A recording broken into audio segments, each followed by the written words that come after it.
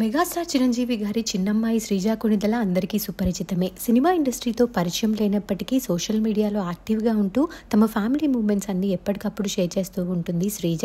అయితే శ్రీజకి 2 మ్యారేజెస్ అయ్యాయి.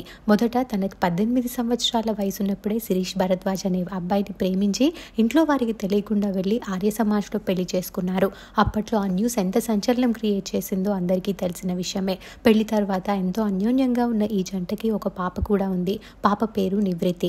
అంతా బాగుంది అనుకున్న టైంలోనే ఇద్దరు విడిపోయారు. శ్రీజ తన తల్లిదండ్రుల దగ్గరికి వచ్చేసింది. కూతురు కూడా తనతో పాటే ఉంటుంది. అలా శ్రీజ వల్ల శిరీష్ భరద్వాజ్ అందరికీ సుపరిచితం.